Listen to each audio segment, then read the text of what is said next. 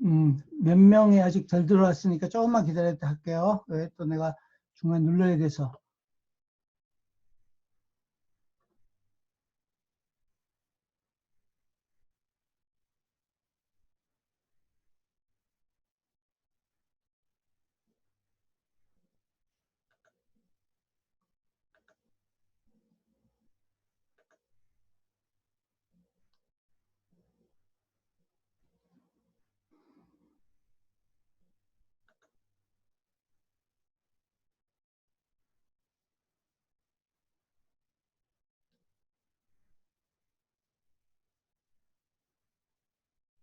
혹시 A교시에 다른 강좌를 이걸로 해서 들은 사람이 있으면 마이크 켜고 한번 얘기 좀 해주세요. 그쪽에는 이런 일이 없었는지. 혹시 A교시에 강의 들은 사람이 있어요?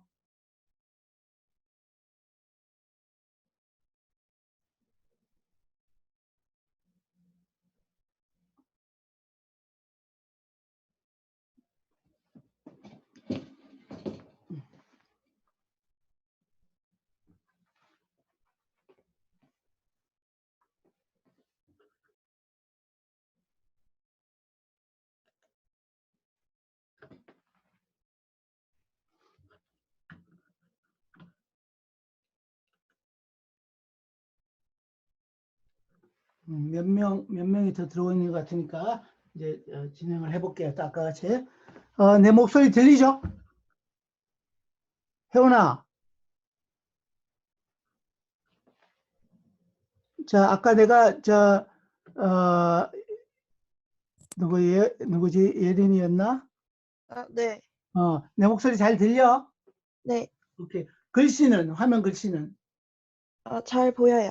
잘 보여? 오케이, 다행이네. 예전에 우리 학생들은 녹음은 안 되죠? 녹화는 안 되죠? 녹화 혹시 되는 사람 있어요?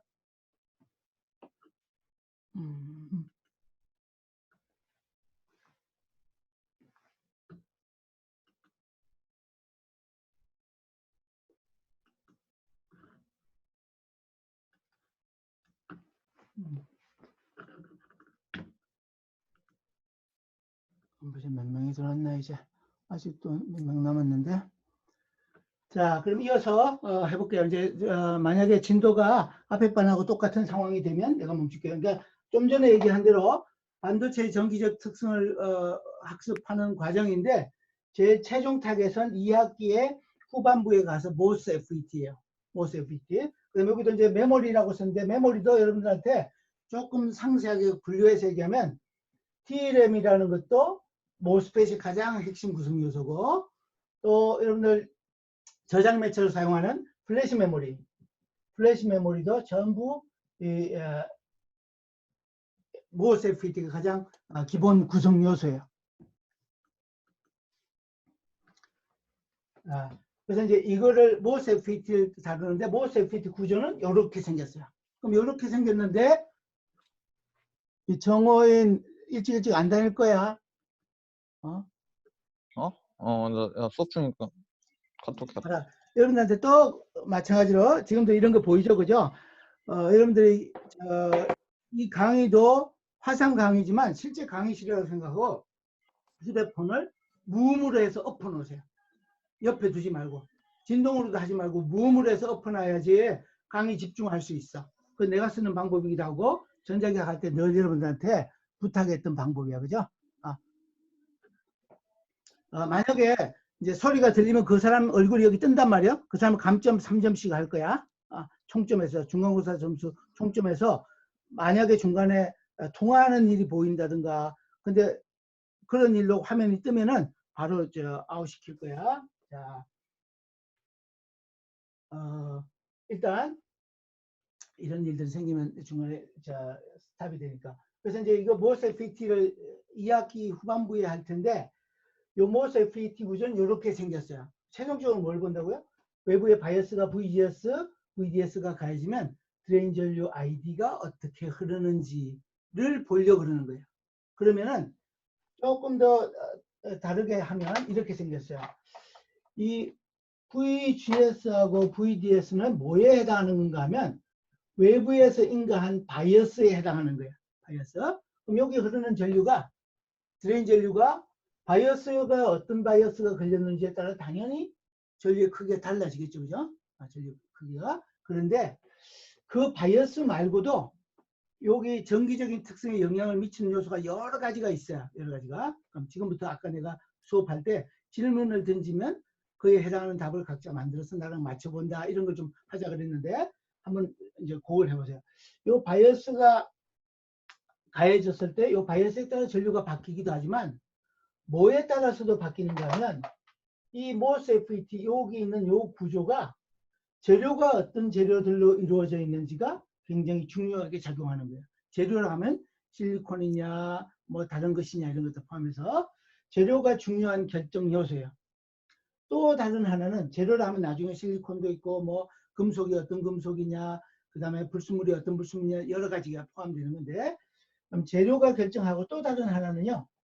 요 구조가 있으면 요 구조에 요 전류가 이제 이렇게 내가 전류가 드레인 전류가 여기라고 얘기했는데 실제 전류가 흐르는 것은 이 방향으로 이렇게 흘러요. 화살표 방향대로. 드레인에서 나와서 소스로 전류가 흘러요. 드레인에서 나와서 소스로. 그러면 여기에 전류가 흐르는 것은 여기 구간의 길이가 얼마나 기냐 짧으냐가 여기 전류의 크기를 결정해요. 그걸 뭐라고 하냐면 수평 구조라고 얘기해요. 수평 구조. 수평 구조라 하면 어떤 구조를 얘기하는가 하면 전류가 흐르는 거하고 나란한 방향, 전류가 흐르는 방향의 수평인, 평행인 방향의 구조. 여기서는 길이에요. 여기 길이. 그 다음에 또 뭐가 있는가 하면 수평 구조뿐만 아니고 수직 구조도 중요하게 작용해요. 수직 구조. 수직 구조는 일반적으로 이쪽에 이제 이쪽 방향을 내가 3차원으로 그리지 않았는데 이쪽 방향으로 폭도 있고 여기에 채널에 이렇게 두께 돼 있어요. 요거는 채널 두께 T의 채널이라고 하고 이걸 W라고 하면 수직 구조는 뭔가 하면 이렇게 달려갈 때 길이 얼마나 넓으냐 좁으냐에 해당하는 단면적이라고 생각하면 돼요. 단면적. 제가 다른 그림을 좀 이따 한 번 더 그릴 텐데 단면적이 중요하게 작용해요. 그러니까 항목이 지금 몇 개 있냐면 하나, 둘, 셋, 네 개 됐어요. 그러면 수평 구조, 수직 구조를 설계해서 요런 형태로 만들겠다 하면 그 다음에 이런 설계가 다 끝났으면 재료도 선택되고 구조 설계가 다 끝났으면 무슨 일을 해야 되는가 하면 뭐 할 것 같아요, 여러분들? 그 다음에 만들어야지. 제조 공정이 또 중요하게 작용하는 거예요. 제조 공정이. 재료, 수평 구조, 수직 구조, 제조 공정, 그 다음에 바이어스. 근데 실제로는 요 까맣게 쓴 게 빨간 것보다 우선순위가 먼저예요. 얘네들이 설계가 돼서 재료도 선정되고 구조 설계되고 제조가 끝나야지 바이어스를 거는 거란 말이에요. 근데 바이어스 걸 때 어떤 조건이 필요한가 하면 동작 환경이라는 것이 하나 더 먼저 설정돼야 돼요. 동작 환경. 동작 환경이라 하면 여러분들이 가장 실감 날 수 있는 주제 같으면은 뭔가 하면 휴대폰이 있어요, 그죠? 휴대폰이 있는데 그 휴대폰을 잘 만들어야 돼.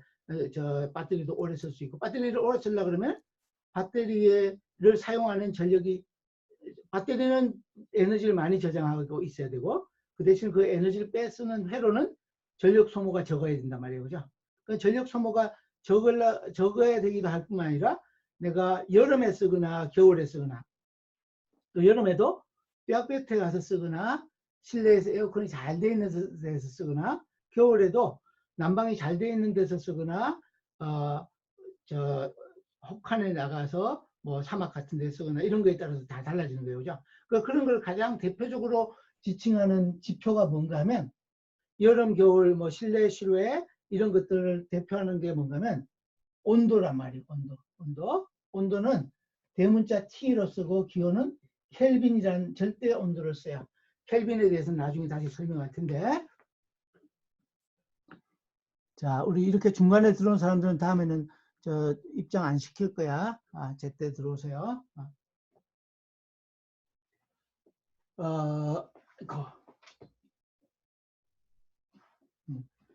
이제 절대 온도는 나중에 에너지랑 열 에너지랑 관계되는 거라서 절대 온도 형태로 쓸 거예요. 이렇게 됐어요. 그러면 이제 항목이 이렇게 됐어요.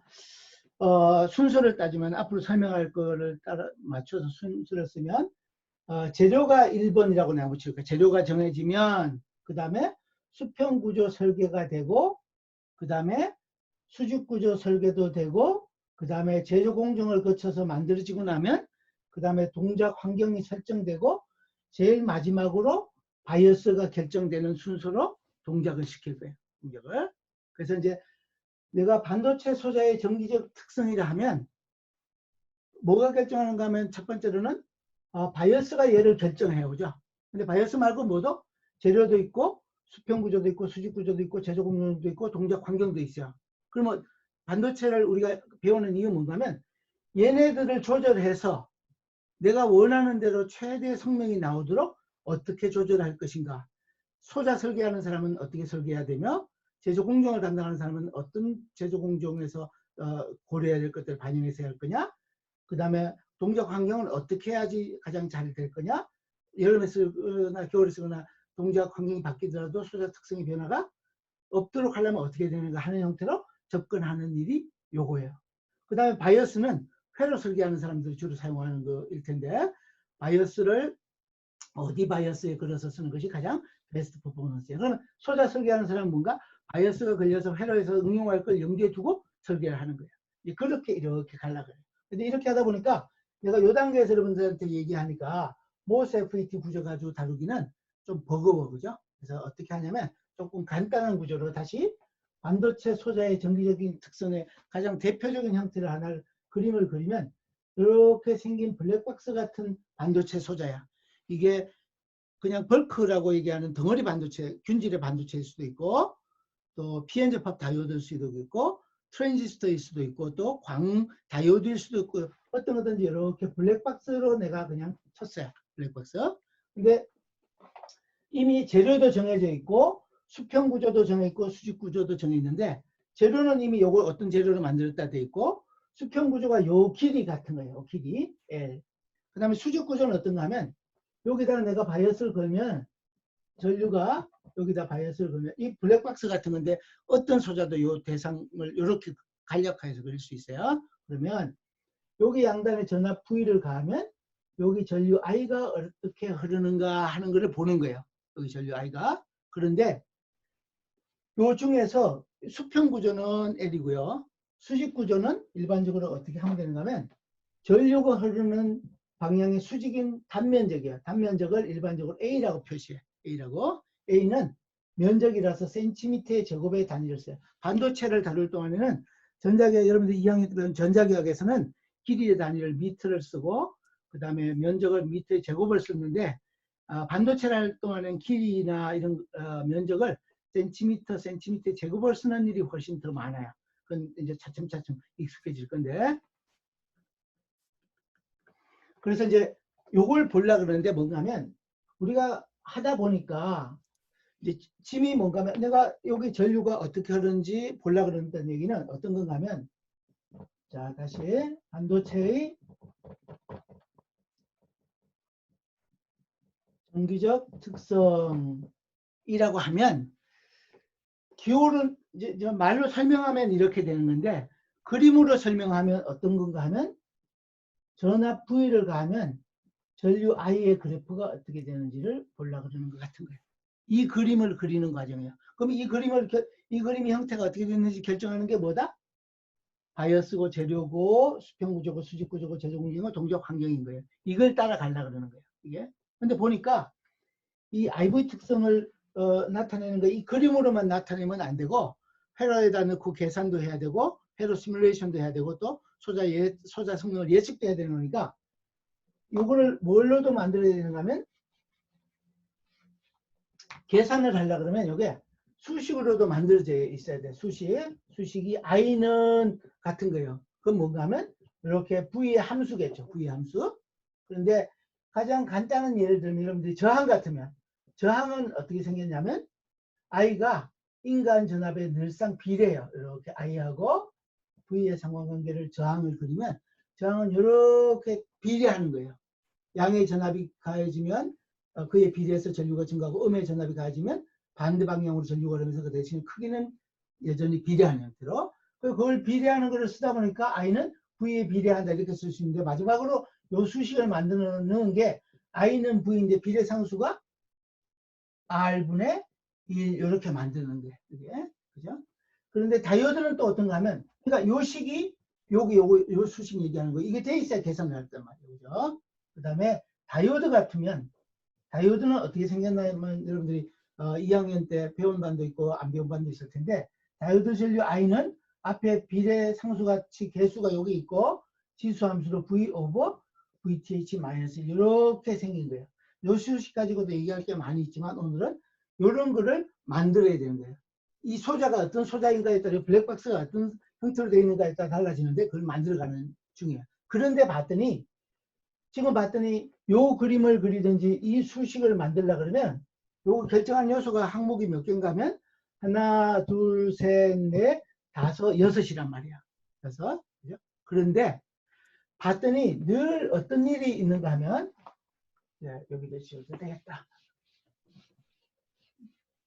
늘 어떤 일이 있는가 하면 여기 흐르는 전류 I는 흐르는 전류 I는 늘 뭐에 비례하는가 하면 여기에 전류가 흐르는 수직 방향의 단면적에는 늘 비례하더란 말이에요.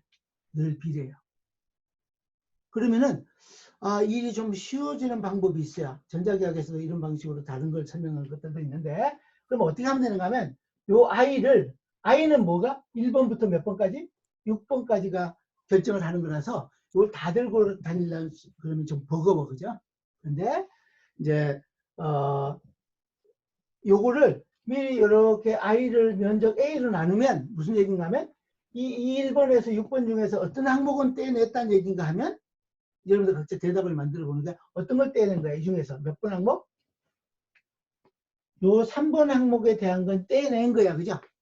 그럼 이 단위가 뭐가 될 건가 하면 전류는 암페어고 면적은 센티미터 제곱이니까 암페어 퍼 센티미터 제곱 이런 단위를 가지는 거라서 얘를 뭐라고 정의하냐면 기호를 J라고 얘기해요. J. 요거는 기호를 전류 밀도야. 또 이제 2학년 때도 나한테 많이 지적받은 적도 있겠지만 전류 밀도 아니에요. 전류 밀도야. 면담하러 오든지 뭐 질문하러 오면 전류 이런 학생이 많은데 전류가 아니고 전류예요. 전류 밀도를 보려고 그래요. 그러면 이건 뭔가 하면 어떤 항목은 요 전류 밀도는 결정 요소가 아니다? 면적은. 그죠? 그러니까 1번에서부터 2번도 들어가는데 3번은 해당이 안 되고 4번, 5번, 6번이 결정하는 거예요.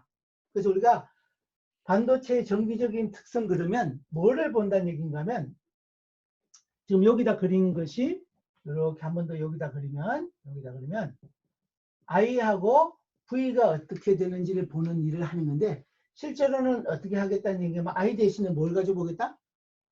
J하고 V의 관계를 보겠다는 얘기예요. 그래서 우리가 반도체 소자의 정기적 특성 그러면 뭐하고 같은 건가 하면 원래는 IV 특성이 어떻게 되는지를 보는 거예요. 근데 반도체 공학에서는 이 IV 특성이 어떻게 되는지를 보는데 그 각각의 결정 요소가 어떻게 작용하는지를 봐서 내가 키워야 되면 크게 하는 가장 효율적인 방법이 뭔지 작게 하려고 그러면 가장 작게 하는 방법이 뭔지를 들여다보는데 그걸 다 담고 있는 게 요 항목들인 거예요. 이 항목들. 그럼 이런 거예요. 예를 들면 이것도 여기다 하나. 예를 들면 내가 이런 거예요. 내가 어떤 지표를 보니까 I하고 전류 I하고 면적의 관계를 보니까 이렇게 선형으로 비례해요. 선형으로. 그런데 어떨 때도 있는가 하면 이렇게 어떤 다른 하나는 베타라는 어떤 지표를 가지고 하면 이게 직선으로 증가하지 않고 이렇게 증가되면 내가 쫙쫙 변하고 싶을 때는 안 변하는 얘는 불편한 요소일 수도 있는 거예요. 그러니까 내가 잘 변하게 하려면 이 직선의 형태로 되어 있는 거를 선택하는 게 더 유리한 선택지가 되는 거예요. 그 회사에 가가지고 어떤 일을 할 때, 문제 해결을 할 때나 소자 설계를 할 때 전류가 잘 변했으면 좋겠다 그러면 이 방법을 택해야 되는 거고 안 변했으면 좋겠다 그러면 이 방법을 조절해야 되는 거예요. 이 방법을. 그런 방법. 또 심지어는 어떤 것도 있는가 하면 이런 것도 있어요. 알파라고 하면 알파가 전류 I에 미치는 영향이 치수함수로 올라가는 것들도 있는 거예요. 그러니까 이거를 치수함수로 올라가는 것은 내가 이거를 잘만 활용하면 굉장히 좋은데 잘못하면 변하지 말아야 되는 그 경우에는 얘가 치수함수로 가는 거는 가능하면 억누르는 어떤 구조를 택하든지 제소 공정을 택하든지 환경을 택해야 되는 거죠. 그러니까 그런 것들을 염두에 둬서. 그래서 오늘 시간이 이제 보니까 앞에 번하고 좀 비슷하게 왔는데 다음 시간에 뭐 할 건가 하면 여기 IV 대신에 다음 시간부터 뭐 할 건가 하면 J하고 V의 특성을 보는 거예요. J를 결정하는 게 뭐라고요?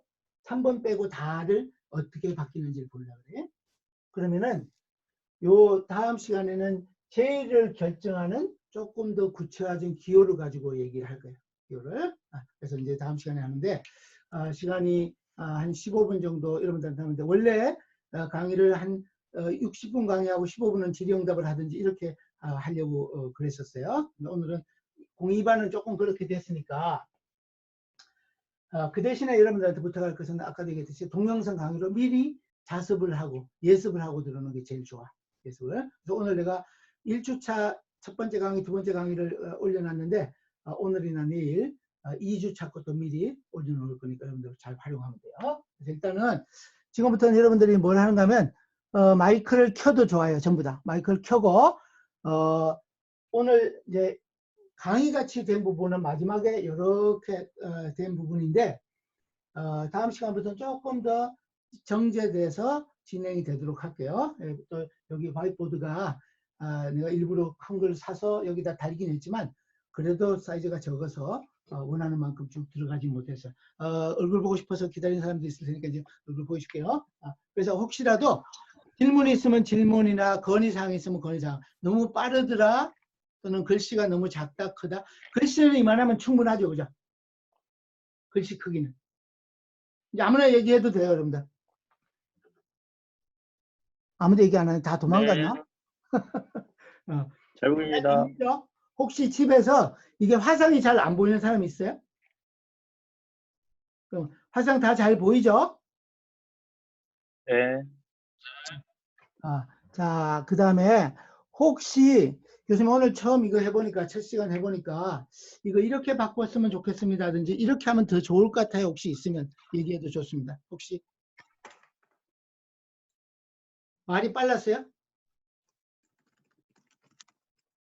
아니구나. 안 빨랐죠? 네. 이렇게 침묵. 그러면 내가 이제 한번 볼까? 참가자를 저기 봐. 음소거를 하지 말고 여러분들 마이크 켜세요. 전부 음소거 상태로 돼 있네. 그러니 소리가 안 들리지. 음소거 켜세요. 여러분들 얼굴 나한테 보고 싶으면 화상도 켜세요.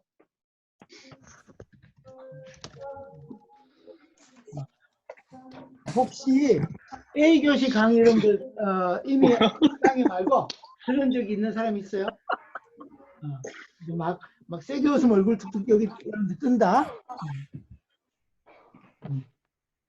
자, 이제 우리 아까 내가 트위터에서도 얘기했듯이 이 강의가 비상시국에 하는 거라서 만족스럽지 못한 거는 모두한테 똑같아요. 그래서 나도 그런 부분을 느끼려고 미리 대비를 많이 했는데 뭐 카메라 사고 삼각대 사고 화이트보드 여기 줄색을 사고 뭐 별걸 다 했어요. 근데 나는 동영상 해본 적이 있기 때문에 와이셔츠를 줄무늬가 없는 걸 입어요. 줄무늬가 있으면 여기서 번쩍거려서 강의 듣기 어려워. 그래서 단색으로 옷을 입었는데 되게 잘 어울리죠? 그죠? 아무도 동의 안 하네. 어쨌든 오늘은 요 정도 하고 다음 강의도 준비해야 되고 그럴 거니까 혹이라도 이렇게 하는 게 필요하겠습니다. 아니면 좋겠습니다 하는 건의사항이 있으면 가상 캠퍼스에 저 문자로 남겨도 되고 아니면 정 안 되면 내가 저 전화번호를 여러분들한테 줬을 테니까 전화로 문자로 나한테 날려도 돼요.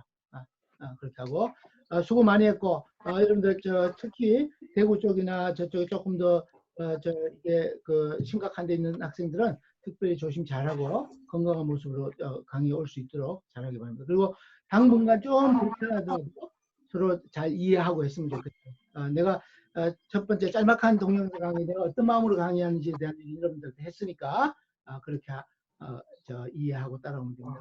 내가 이거 동영상을 안 닫고 있으니까 나가도 좋고 필요한 사람 나가도 좋고 질문이 있거나 그런 사람들은 질문해도 좋습니다. 내가 이제 다음부터는 강의할 때 칠판을 바로 지우지 않고 조금 놔뒀다 지울게. 내가 지금 화면을 보니까 이만하면은 내 화면에 보이는 것은 굉장히 깨끗하고 글씨도 크고 그래서 뭐 여러분들 필기 강의를 충분히 이해할 만할 것 같은데 혹시 파워포인트 강의 할까요, 여러분들? 아니요.